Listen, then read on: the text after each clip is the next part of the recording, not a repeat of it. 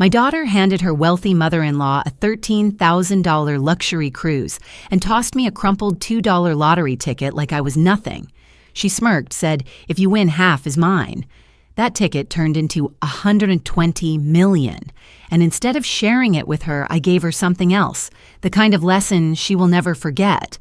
I'm Evelyn, a mother who gave everything only to be treated like a burden. Before I share my story, I'd love to know you're here with me. Drop a simple hi in the comments or tell me where you're watching from. Sometimes knowing someone is listening makes all the difference. Thank you. And now, let me tell you everything. And if my story touches you, please subscribe to this channel. Every story here carries the voice of someone who has been overlooked, dismissed, or betrayed like me. By subscribing, you help make sure none of us have to feel invisible again. I spent the whole Sunday preparing a dinner that was supposed to honor mothers. My kitchen in Dilworth smelled of rosemary and lemon from the roast chicken. The potato salad sat chilled in a glass bowl, and a pitcher of sweet tea sweated on the counter. My hands, scarred and rough from decades of hospital shifts, moved methodically. I thought about the nights I'd held a patient's pulse, while the monitors screamed about the years of bending my back so Melissa could have every textbook she needed. That history clung to me as I set the table. On the corner of the counter, a sealed envelope lay unopened, my monthly bank statement. I had seen the alert on my email, but I'd let it sit. I told myself I'd check later. When everyone arrived, the house filled with chatter. Melissa's voice rang the loudest, her laughter sharpened like glass. Beside her, Thane straightened his tie as if he were hosting not me. Vivian, her mother-in-law, sat near the head of the table dressed in pale silk, her perfume so strong it drowned out the aroma of my chicken. Ethan, my grandson, barely looked up from his fork, but his eyes flicked toward me now and then. Orson, my brother, sat quietly at the far end, adjusting his hearing aid, always the observer. Dinner had barely settled on our plates when Melissa rose with a little flourish. She reached beneath her chair and lifted a long, velvet-lined box. The ribbon shimmered under my simple dining light. "For you, Vivian," she declared, her tone swelling with pride. Inside lay cruise tickets, Mediterranean 2 weeks private balcony, $13,000. She announced, savoring each syllable. The table buzzed with admiration. Vivian pressed her hand to her chest, her thin lips curving in satisfaction. Thane leaned back, adding, "A gift that creates real memories, something worthy of our family." Then, as if remembering me at the last moment, Melissa tossed a small slip of paper across the table. It landed near my plate, sliding against the tablecloth. A $2 lottery ticket, edges bent. "And for you, Mom," she said with a smirk, "if you win, remember, half is mine." The laughter that followed wasn't loud, but it sliced. Vivian's chuckle was light and controlled a sound of approval. I smoothed the wrinkled ticket with my fingertips, forcing a smile. Very thoughtful, I managed, though my stomach knotted. Out of the corner of my eye, I caught Orson's steady gaze. He adjusted his hearing aid again, but this time I noticed the tiny red light blinking a recording function. His face betrayed nothing but the detail planted itself in my mind. Ethan's eyes found mine briefly wide with confusion. I smiled back at him, trying to ease his unease, and rose to bring dessert. The ticket I pinned on the fridge with a small magnet, a flimsy gesture of dignity. Vivian admired her cruise tickets once more before slipping them back into the silk box. The hierarchy at my table had been made clear grandeur, for one scraps for another.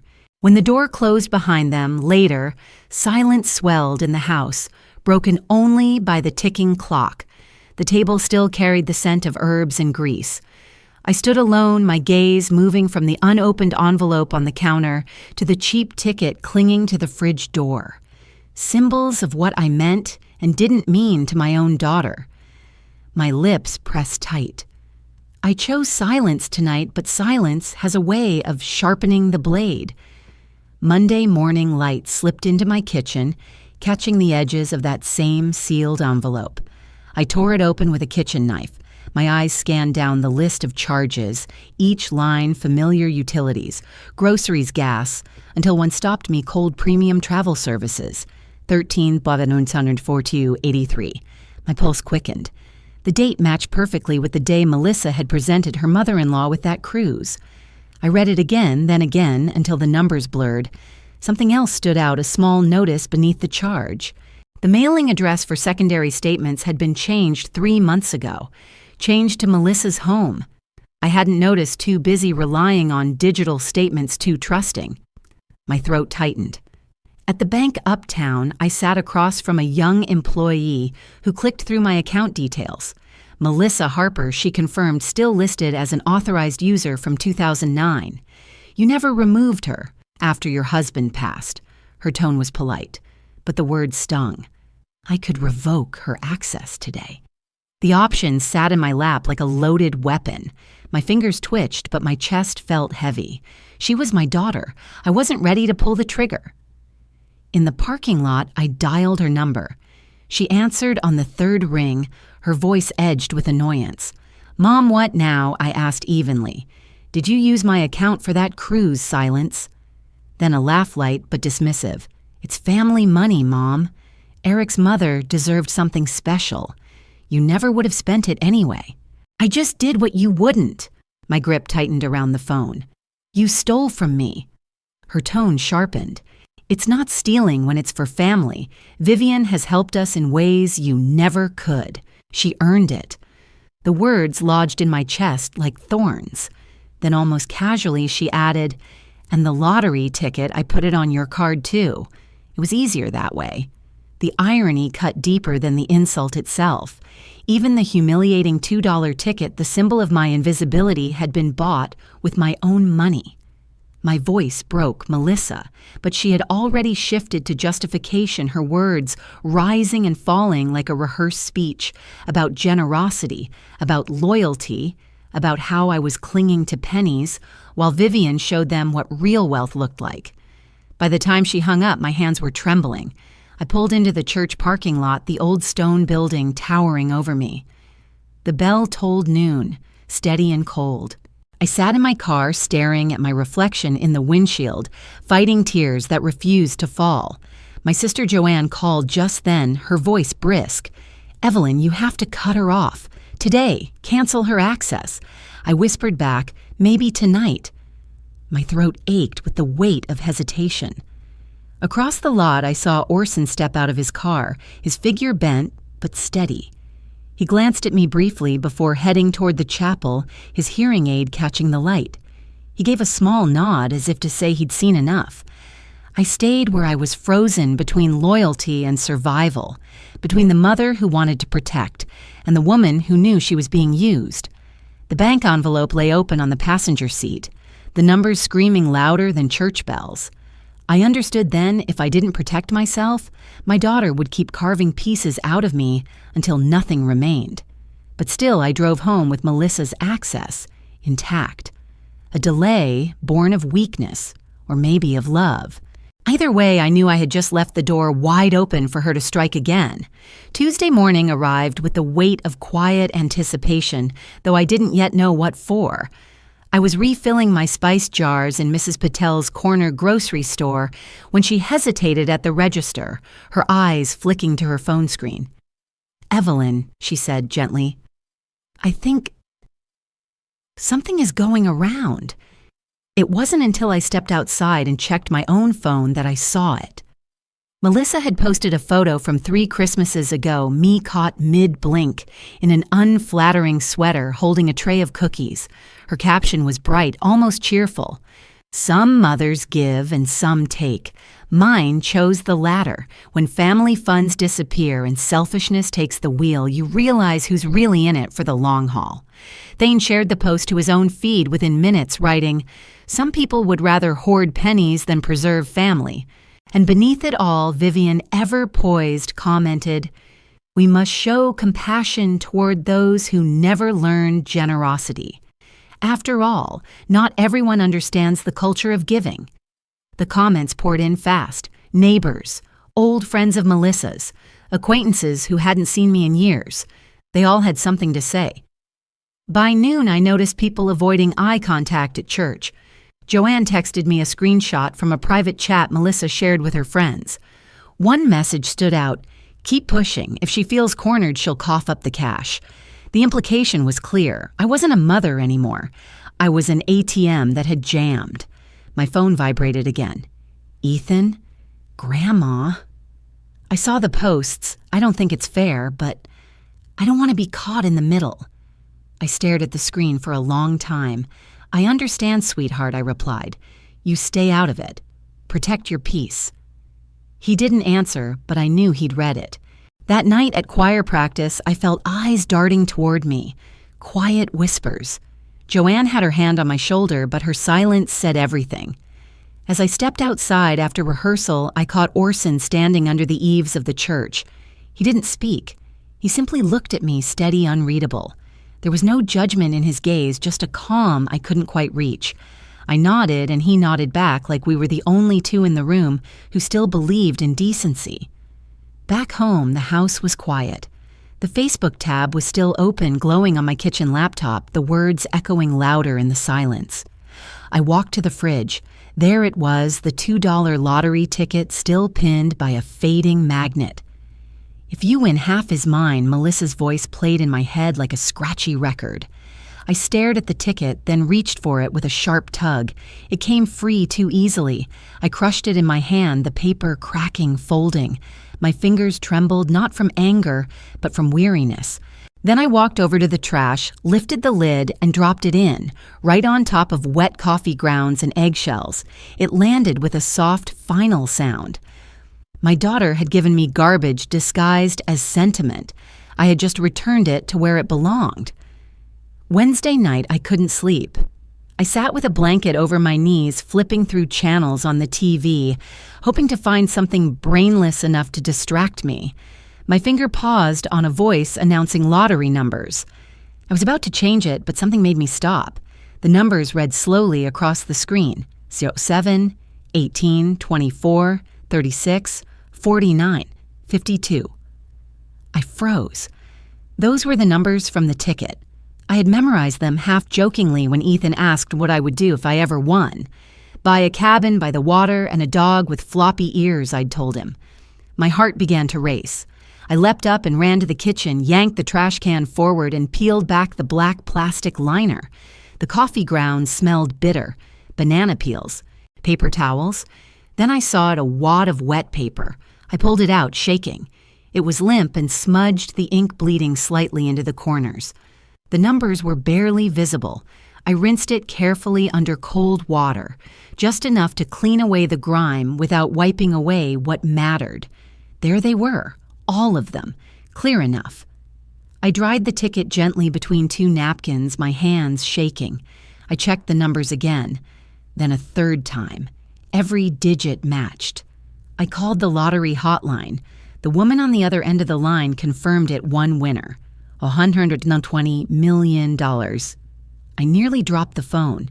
She told me to bring the ticket to Raleigh the next day for official verification. I didn't sleep at all that night. I kept the ticket tucked under my pillow like a secret only the night could hold. But the fear kept creeping in. I could hear Melissa's voice again, smug and rehearsed. Half is mine. I thought of Thane calculating how to spin this into a morality play about entitled parents. Morning came too soon. I wore my Sunday church dress and pinned my hair back as neatly as I could. At the Raleigh lottery office, I waited in a quiet, sterile lobby. When they called my name, I stood and followed a young man into a room with gray carpeting and a single scanner. He examined the ticket with latex gloves and nodded. It appears valid, ma'am, but we'll need 48 hours to confirm full authenticity. You'll receive a certified receipt now. He paused, glancing at me kindly. You might want to prepare for media attention. These amounts don't stay private long. If anyone else claims ownership, especially a family member, well, that can get complicated. I signed the temporary paperwork. My hand trembled slightly as I accepted the receipt. I folded it into my purse, like a letter to another life. Back at home, I sat in my kitchen and watched the afternoon light fall across the fridge.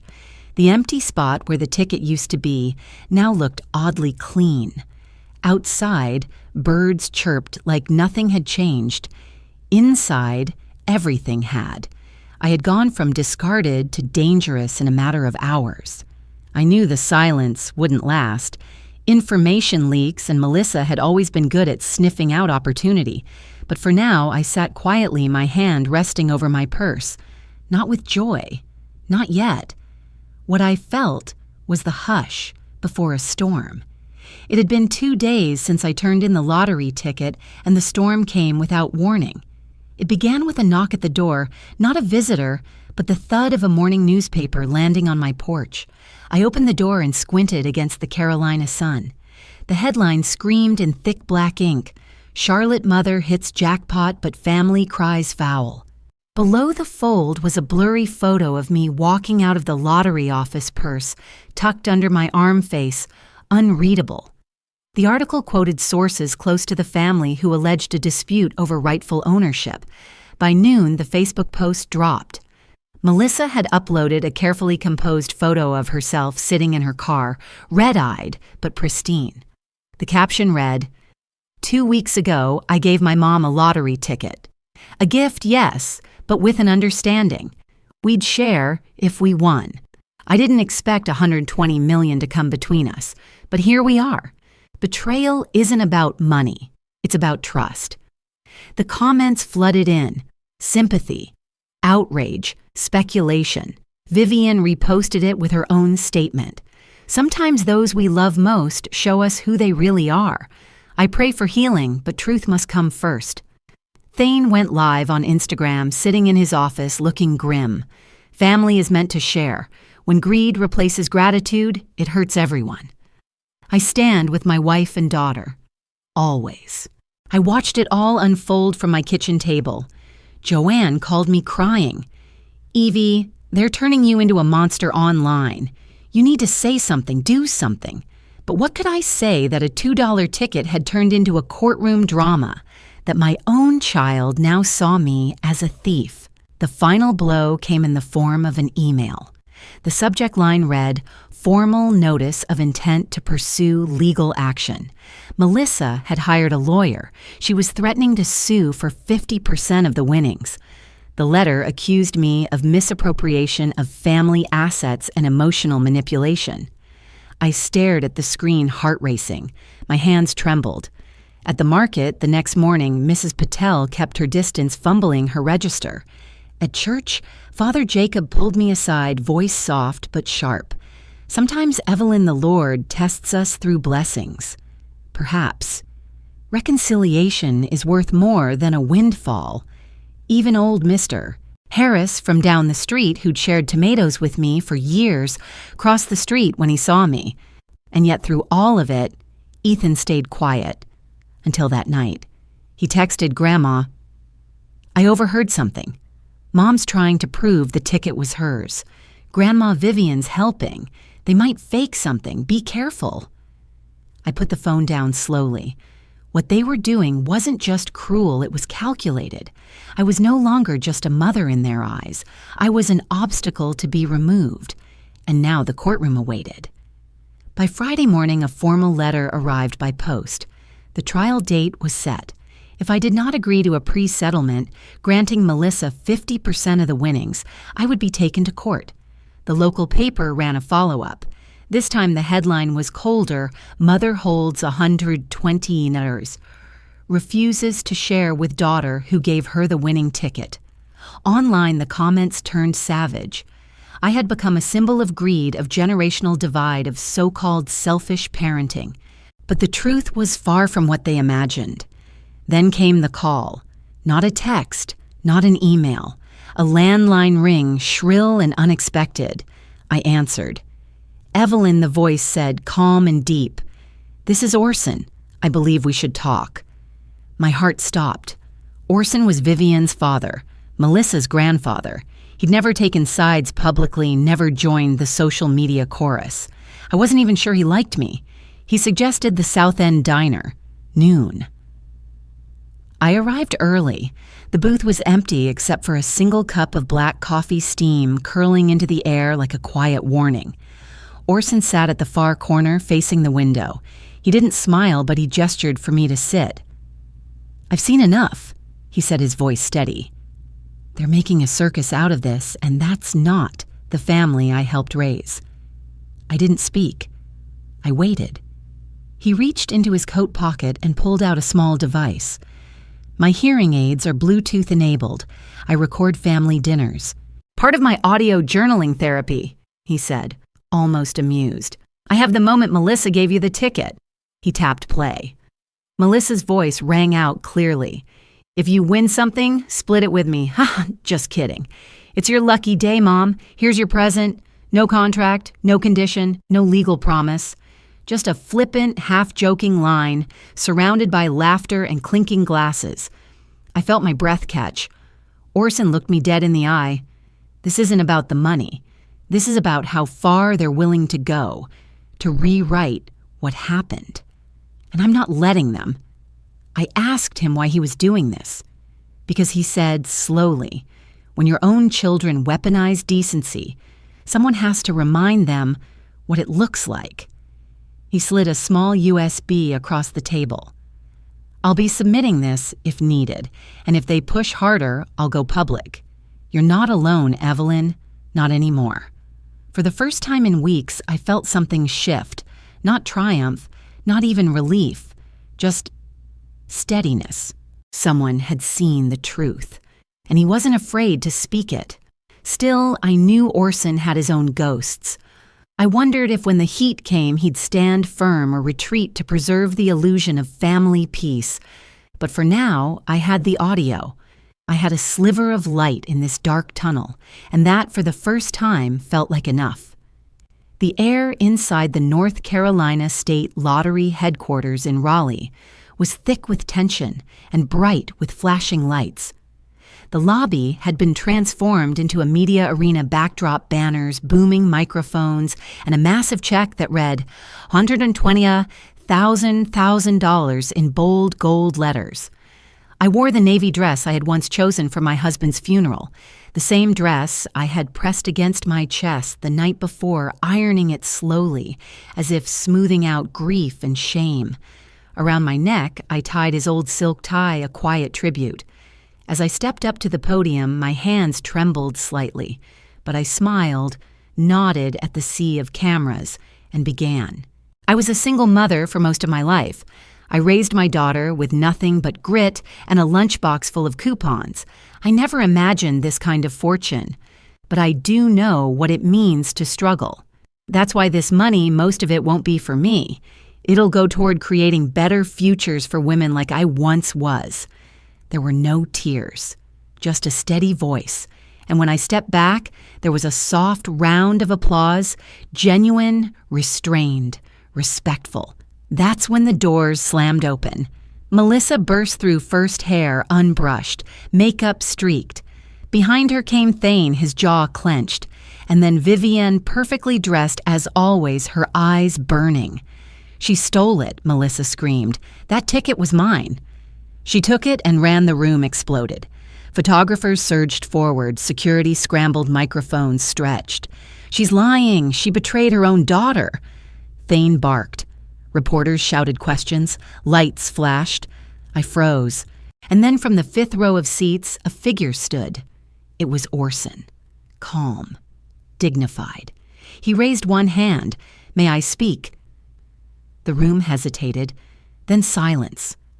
I was there, he said simply, the night that ticket was gifted. I have a recording, not doctored, not spliced. Just a man sitting at his family dinner, listening. He walked to the front, handed a small USB to a lottery official. The room hushed as the speakers crackled to life. Melissa's voice filled the air. If Mom gets lucky, maybe she'll split it with me. Just kidding, here's your gift, old lady. There was laughter in the background, casual, offhand, no agreement, no legal terms. The recording ended. A moment passed. Then the applause began. It started with one reporter, then two, then the entire room. I saw Melissa's face crumple. She shouted, cursed, sobbed. But the damage was done. The live stream had captured it all, her outburst, her aggression, her unraveling. By nightfall, headlines had flipped. Mother vindicated as recording surfaces. Grandfather breaks. Silence exposes truth. $2 gift sparks. Family meltdown. I stood still, clutching the giant check, but this time I wasn't shaking. Across the room, Melissa collapsed into a chair, mascara streaking down her cheeks. And in her eyes, for the first time, I saw something real. Not rage, not hunger. Defeat. The kind of defeat that doesn't mend with time. I walked past her without a word. The line had been crossed, and it would not be redrawn. 3 months had passed. I no longer lived in Charlotte. No more sideways glances at the market. No more whispers outside the church. I bought a modest home in Asheville, nestled in the quiet folds of the Blue Ridge Mountains. Mornings smelled of pine and fresh sawdust. I opened a small woodworking studio, something I'd always wanted, and next to it, a nonprofit foundation, the Evelyn Grace Fund, dedicated to single mothers in need. I no longer needed to prove myself. I just wanted to build something honest. Then one foggy afternoon, a car pulled into my gravel driveway. Melissa. She stepped out slowly, eyes sunk in hair, brittle. She looked like a stranger wearing her own skin. "I didn't come to fight," she said softly. "We're in trouble. The mortgage is behind, Thane's out of work. I made mistakes. I know that, but we need help. Just $2 million, that's all. Then I'll leave you alone forever." She reached out as if to touch my arm, but I stepped back. "You didn't just take from me, Melissa," I said. "You dragged my name through the dirt, tried to strip me of everything, and now you want me to pay you." For that, tears filled her eyes. "If you don't help, you'll never see Ethan again. I'll make sure of it." I stared at her and smiled. "If that's the price of peace, Melissa." "I accept it." She recoiled, stunned, hurt, furious. But she said nothing more. She got back in her car and drove away. That night, I blocked her number. I deleted every voicemail. The next day, a text came from an unknown number. It was Ethan, "Grandma. I know what happened. I'm sorry. I'll come see you soon. I promise." I didn't reply. I just stared at the message until my screen dimmed. In my office, I hung the framed lottery ticket on the wall. Above it, a small wooden sign I had carved myself.